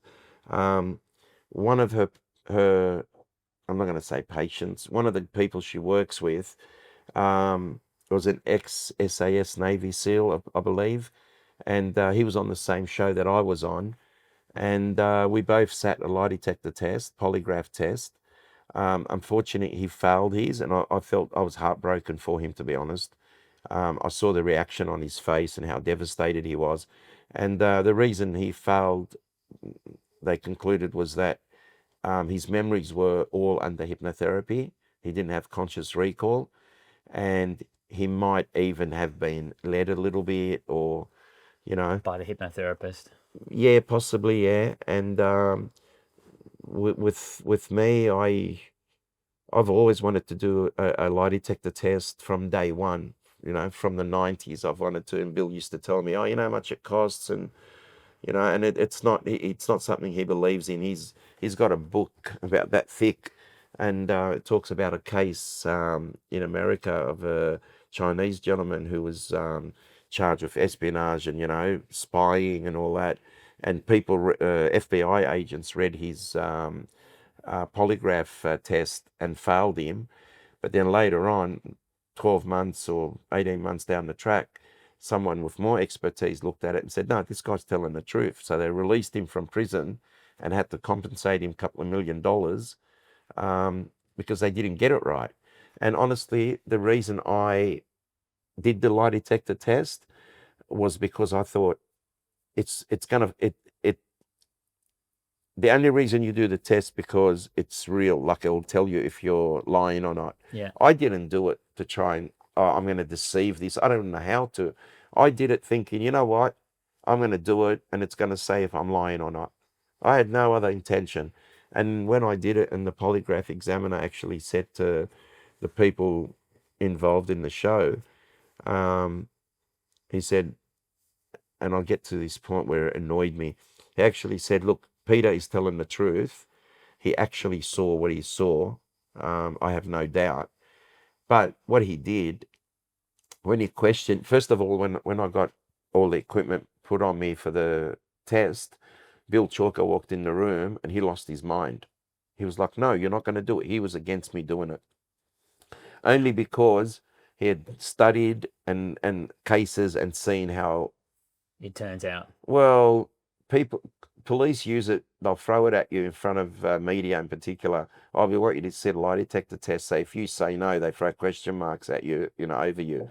But it really doesn't prove anything, does it? And what annoyed me was when the person who asked me to do the test, they came here. They did an interview on the Saturday, which was about a 4 or 5 hour interview. Then on the Sunday, while I'm driving to work, I get a phone call and it was being recorded for the show, but I didn't know and told me that. So the guy says to me, Peter, your story was really interesting and detailed. Would you be willing to sit a lie detector test? My response instantly was, yeah, fucking oath I would. I've wanted to do one for 20 years. I'll do it tomorrow. And he was like, oh, sorry, we're recording this. Can I ask you the same question, but don't swear?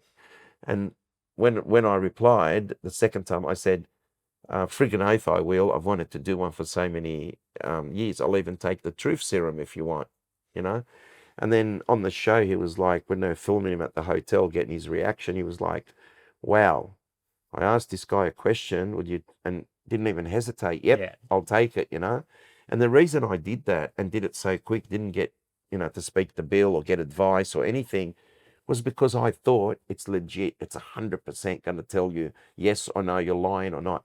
Then I do the test, and the guy that asked me to do it all of a sudden turns around and says, after the polygraph examiner said Peter's telling the truth, he turns around and says, well, I believe, because I said, I want to know what Chris thinks. And he turns around and says, oh, I believe Peter believes it. And that pissed me off. I'm sorry, but that annoyed me because you asked me to do it, mate. Yeah. Now you're moving the Double goalposts. standards. Well, don't ask. Why would you ask me to do it if it wasn't going to convince you? Yeah. Like, why? To trap me? But I did it. I passed. I'm proud of that. And then we come to, I'm dealing with this sort of stuff, and it was hard to deal with all this in the personally. But I'm the type of guy that if I believe in something, mate, I'll die for it. I'll speak about it. Nothing's going to stop me. If I believe in something strongly, I don't care what happens, what consequences are, I'll talk about it. And I've had other experiences where, and there's another side to it with all these high strangeness stuff that happens. It's hand in hand with it. But Can I ask you a question just before yeah, we go into that? You and I are close friends with Bill, yep, and Bill obviously did this through a testing team at CSIRO, which is the Commonwealth Scientific and Industrial that's right. research organization. So it was top of the line facilities. They had ruled out cross contamination, and there was control factors involved. But Yep. speaking on the high strangeness aspect, Bill told me that there were a lot of weird things going on when they were conducting these tests and the investigation. And one in particular that stood out to me was one of the biochemists. His father had had a stroke, Yes. and he had flown overseas to see his father, who Right. essentially was thought was on the deathbed. Yeah. And his father, who was a military man turned lawyer, very black and white, Yeah. not someone who would exaggerate anything, said he had an encounter with almost a similar type entity that which you had experienced in some sense. Yeah. And it had held his hand, and there was some sort of energetic transfer. Yeah. And the next morning, like a miracle, Yes. he would cured. Yes. And he told the biochemist Yeah. the name of this entity was Sirona. That's right. And Bill had researched it, and it turned out to be a Celtic Gaulish Yeah. goddess That's of right. reproduction. You're bringing memories healing. back now that have faded a little bit, but you're right. Yeah. Yeah, Yeah. and this is something that we see so commonly come Yeah. up in cases, is this kind of mythic archetypes and folklore Yeah. and high strangeness. What were the sort of high strangeness experiences that you've encountered that I think you can almost relate to as well, to what we might call hitchhiker? Look, I believe if you're having the UFO alien experience and it's a positive experience, you're going to get the negative side as well. There's no one-sided thing here. It's going to affect you both ways. Like if you had a scale, it's which one's going to affect you more? It's how you let it do it, like you've got to stand up to it as well. But I've had alien experiences, I've had UFO experiences, I've had sightings, I've had multiple sightings. We had a ghost in in this house before we renovated, and I didn't actually see it, but my ex did, and she saw what looked like an Abraham Lincoln type entity with the top hat, a beard, a tailcoat, long tailcoat, and it walked. I went to pick up some things from. She needed some ingredients, and then she heard some noise, footsteps in the house, and she thought, oh, Peter must have come back, forgot his wallet or something. And as she looked, she was in the kitchen, which was there at the time. As she looked towards this side, she saw a man walk through the house like an undertaker, and she freaked out. So when I got home about 15, 20 minutes later, she stuck to the kitchen bench with her hands like gripping the bench like that, just shaking. And as I walked in, she says, Peter, there's a fucking man in the house. Someone snuck in the house. And I'm like, what do you mean? She's like, there's a man in the house. Please, can you find where he is? Man, I searched the whole house. I couldn't find anything. She was adamant she saw a man. And as he walked past, he looked at her, which freaked her out even more. I've been sitting here with my nieces, with my nephew, sorry, talking, and where the fan is, where you can see the fan there, we heard a baby giggling for like 30 seconds, and my nephew's freaked out completely. One of them jumped, walked out the door, didn't want to come back in.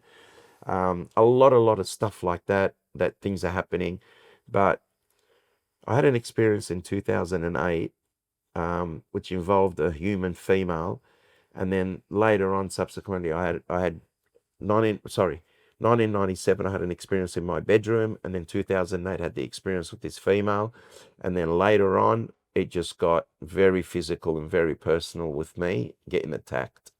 Really? Like, yes, and I've got photos to prove it. I've got a video. I've got my partner now. She witnessed it last year in 2024, and it's what happened. Okay, let's go to 1996. I'm lying in my bed.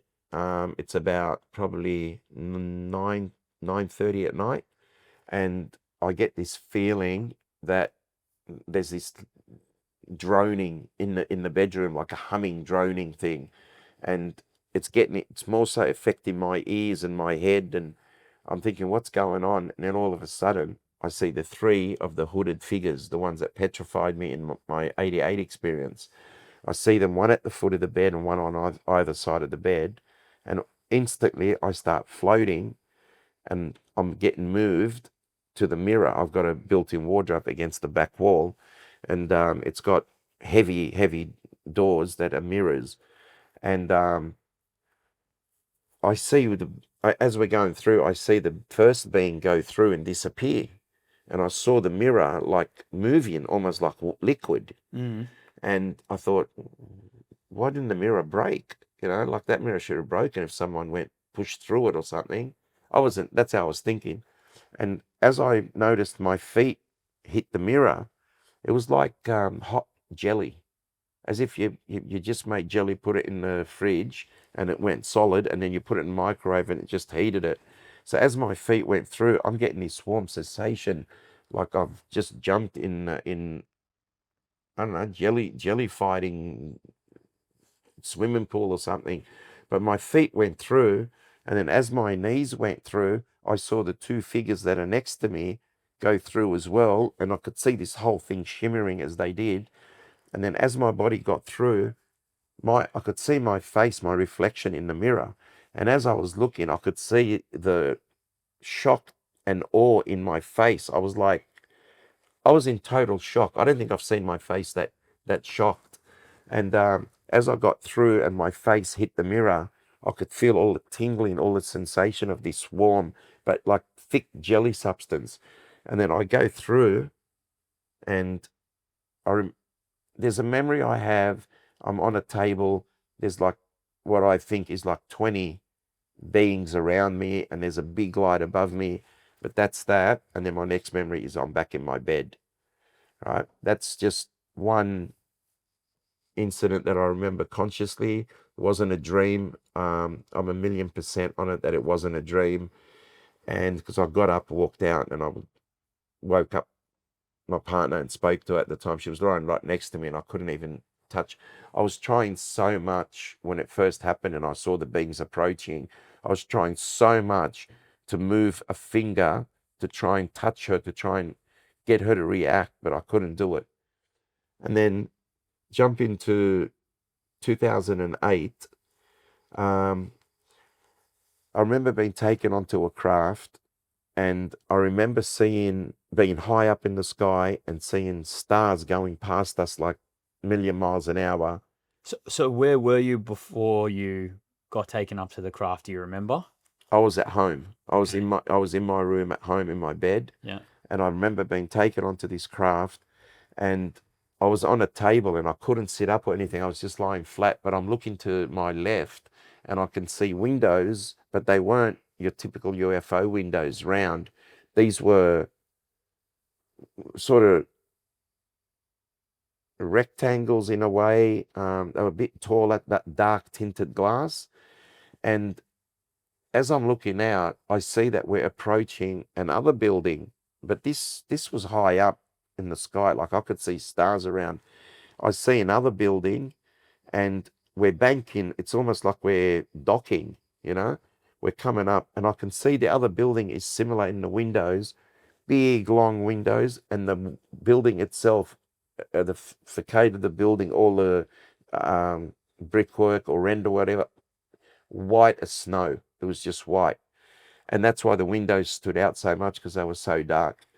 And then all I remember is I'm rising, I see myself floating, and then I float out the window, and I'm in the other building, the other craft, whatever. I don't know. I don't know if it was a craft. But I see myself on the ceiling, and I see myself go through the ceiling. Like I've gone, I'm on top, and I can see and then I've gone through it, and then I've come down. And as I've come down, I look down, and I'm in someone's bedroom, and there's a female, I'd say Italian looking, in her 40s, black hair, lying in her bed. Oh, this really gets me every time. Whew. And I start floating down to look. I'm even. Oh, geez. I start floating down towards her, and as I'm heading, like floating down and getting closer, she's looking up at me, and I could see the terror in her face. I could see how scared she was. Didn't know what was going on, couldn't control it. Something was happening, and she was petrified. And then as I've come down and I'm laying on top of her, and I'm not touching her at all, right? I'm about 3 inches away from her, and my face is right above hers, like face to face, and I see a tear run down her I see a tear run down her face, like, oh, jeez. Yeah. That's okay. We don't have to talk about that if you Oh, it's all right. want to leave it at that. It's all right. Yeah, I see tears run down her face, and I can just see terror. That's what upset me the most. Like, I thought, you poor thing, to have to go through something that is out of your control, and you don't understand, and you're going through it. And as I'm looking at her, I actually mouthed 3 times. I said, I'm so, so, so sorry. I remember saying that. And then, whew, yeah, I could just feel her fear. And a couple of years later, I was reading a book. I think it might have been Dr. Richard Nolan. And anyway, through that book, I was thinking, oh, this book's crap, But through that book, I found there was a story in there, and it was about a female who's in her 40s, and she relays a story to him. And she says that she saw a man come down through the roof, hover over her, and that she was so petrified. And she said the man mouthed to me that he said, I am so, so, so sorry. And that floored me. I thought, how many people could that happen to? Is it a one-off? Is it me? Is she talking about me? And I've had people saying to me, oh, you should find her, and you should. And what if I do and she doesn't want to know, and it just triggers something, I'd rather.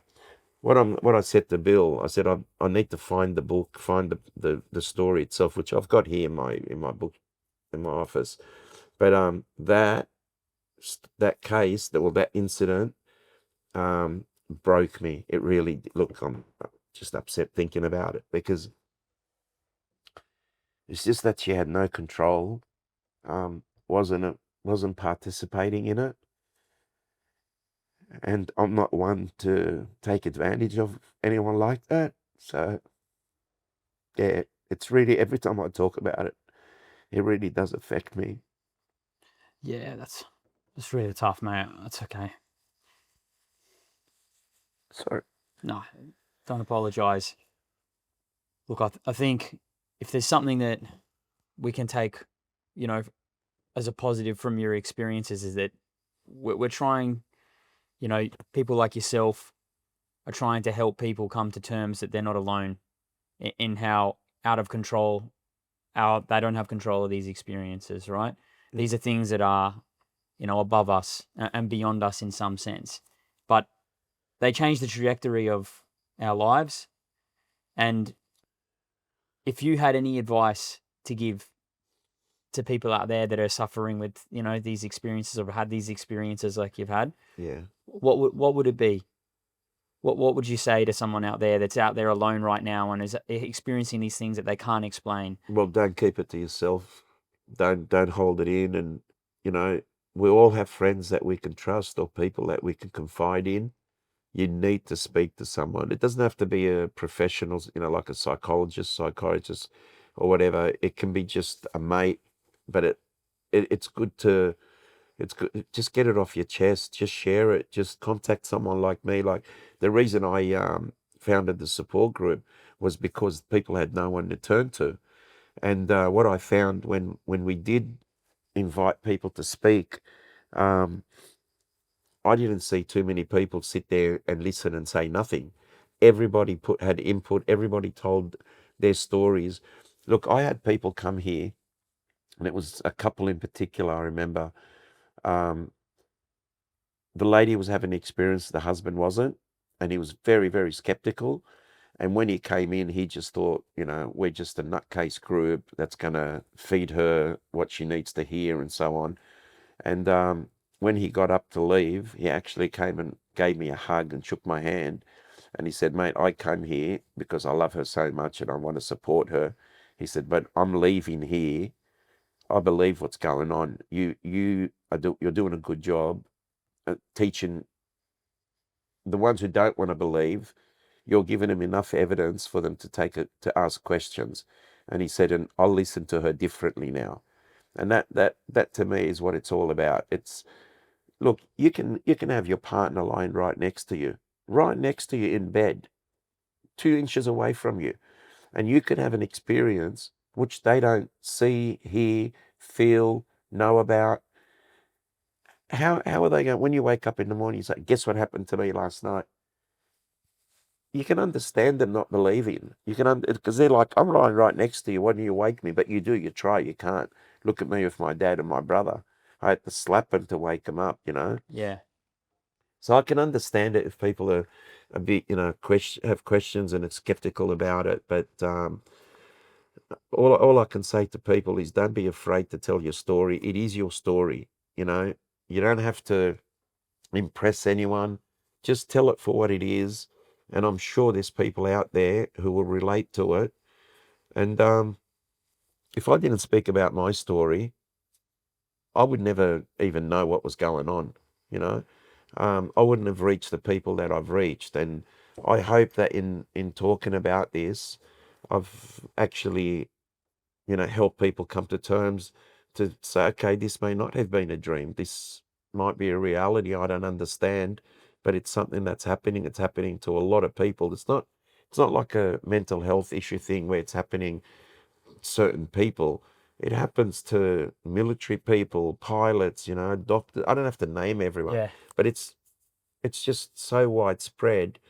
Um, we just need people to talk about it more and make it mainstream. I mean, now we live in a world now where UAP, well, the UFO name has been changed to UAP, and I think it's the same thing anyway. UFO, unidentified aerial phenomena. It's the same thing, but they're trying to put different spins on it to wipe out that the term UFO or the history that came with it. Yeah, the baggage. The baggage, and that's why I don't like it now when you get these people who have been researching, come into the field a couple of years now, and they discard everything someone like Bill Chalker has done. Yeah. There are all these researchers that have been doing this for 40, 50, 60 years. You need to recognize that, Yeah. because they were the founders. They were We owe it to them. we do. Like, look at Bud Hopkins, for example, may he rest in peace. He was the pioneer of abduction research. And had Bud Hopkins not come out to Australia and lecture, it was at the Siebel Townhouse. I don't think the group I was involved in would have cared about abductions, even to this day. But as soon as Bud Hopkins came out and, put it out there, and then Professor John Mack got involved, people started taking note. And I'll tell you what Harvard did to Professor John Mack, they should be ashamed. They should be hanging their head in shame. And every single one of those people who made comments like, oh, don't forget, John founded the psychiatry department in Harvard in 1966. He's not an idiot. He was a very smart man. It was. And a very generous man. Like, he bought a park in his hometown because they were going to demolish it and develop it. And it's actually called John Mack Park. He spent thousands of dollars and bought it and gave it to the community. But what Harvard did to him, and I'll tell you something in John's own words, I'll never forget it. He said to me, Peter, I'm 66 years old at the time. He was 66. He said, I really don't care. I'm sanctioned professor. I can study anything I like. No one can stop me. He said, so all these people at Harvard that are trying to, destroy my reputation and what I've done, and because of the UFO research I'm doing, he said, I don't care. I'm at the tail end of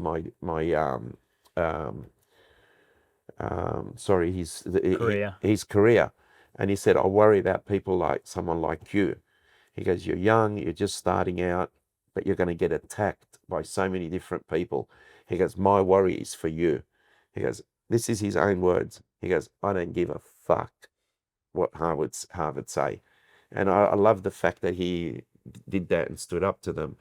And, you know, speaking about John, the worst news I ever got to do anything with this UFO field was the morning when I heard that John had been killed in an accident by a hit and run driver.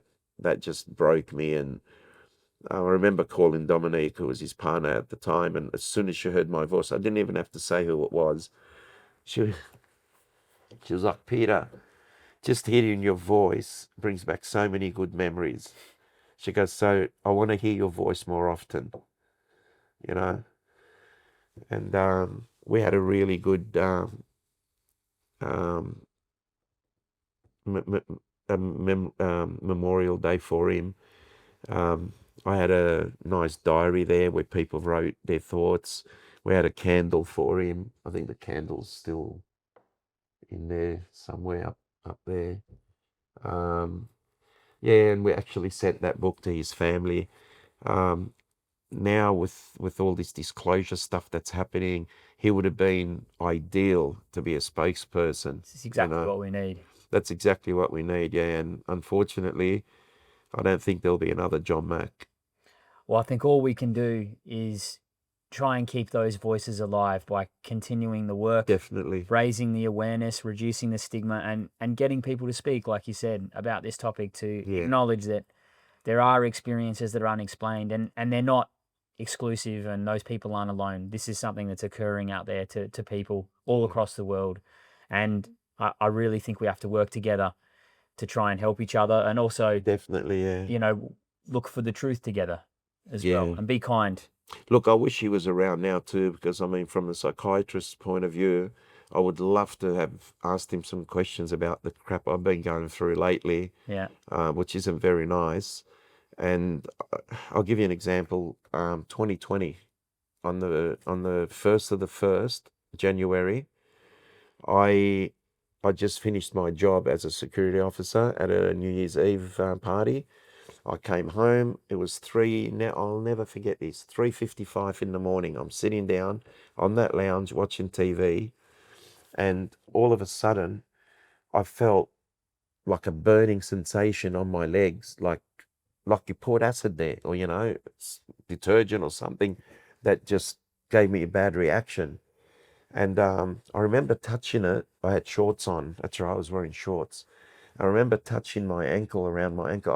I've got photos which I'll show you. I remember touching my ankle, and it felt wet to touch. And I thought, I haven't gone in and washed up, or there should be water there. There's no reason for it. And then all of a sudden, I have a look, and I can see a cut. When you see these photos, you'll know what I mean.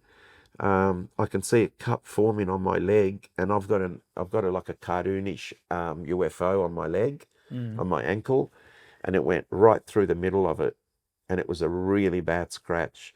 And then I felt on the back of my calf a burning, and then later on I felt it up here on my knee, and I'll show you what I got. And then this is 2020, right? My dad ended up passing away in September on my son's birthday that year.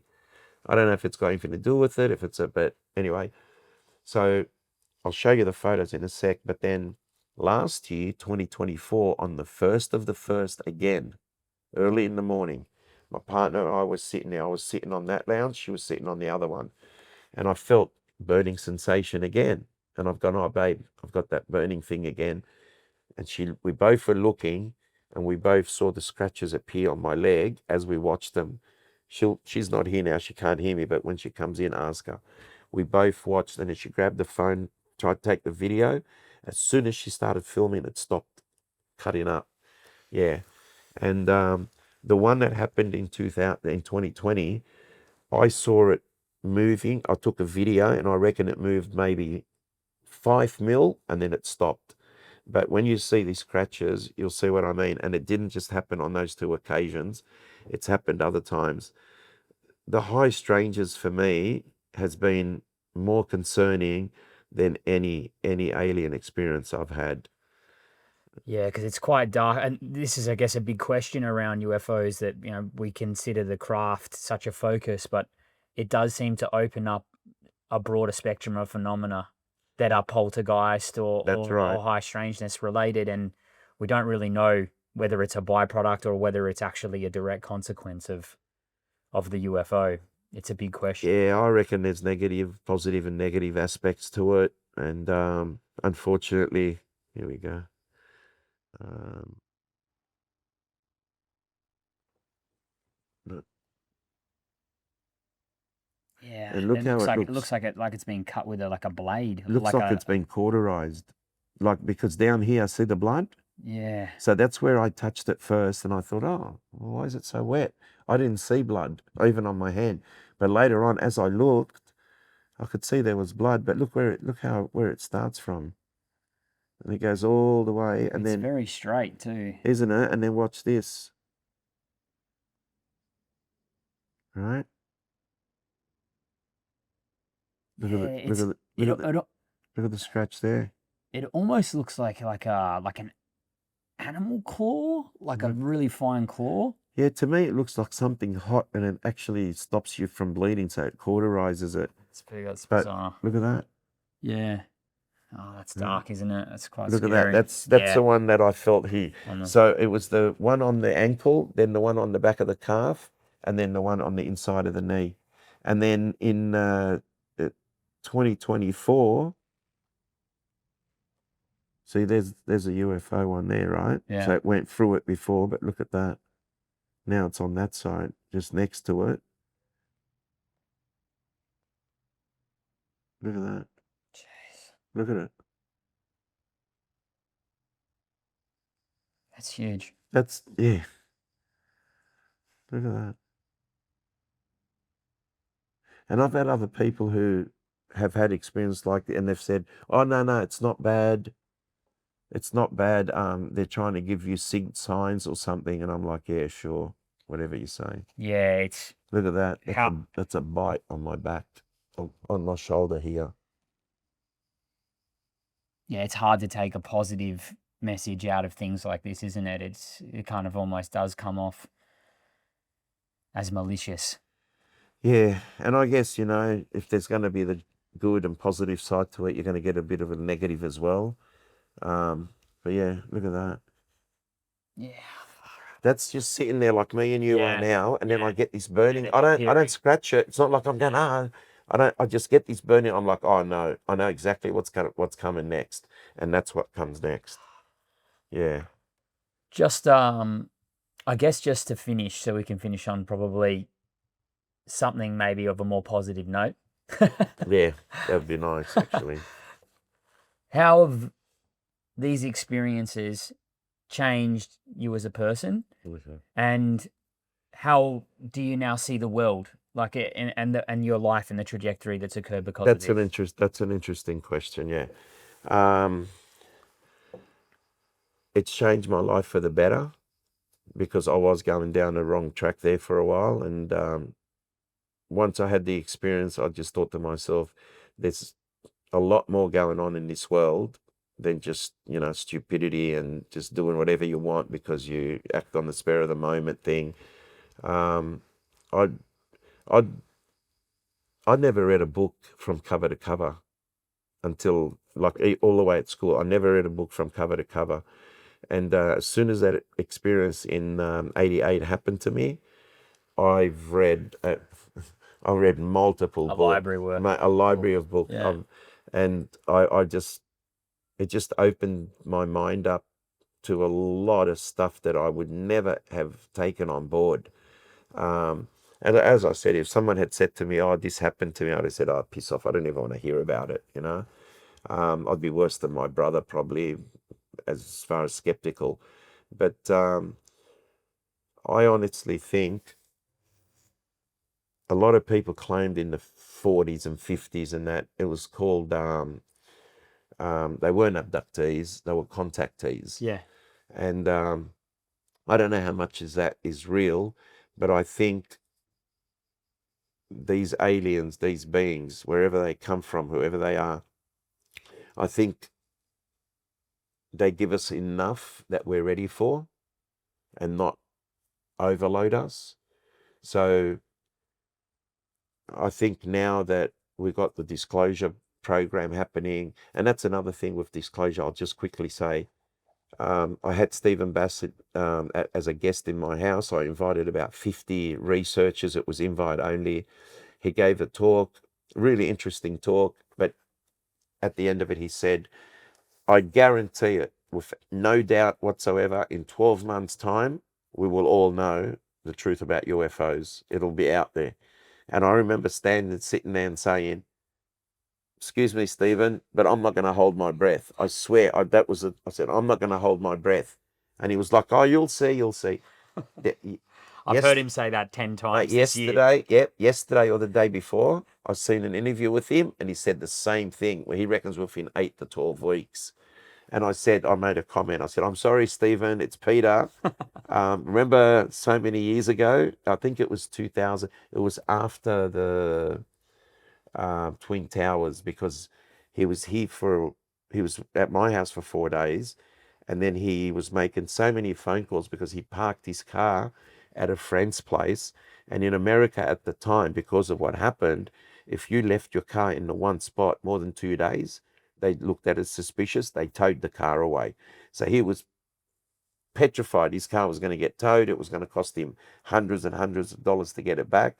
So he spent hundreds and hundreds of dollars on my phone. But anyway, that's all right.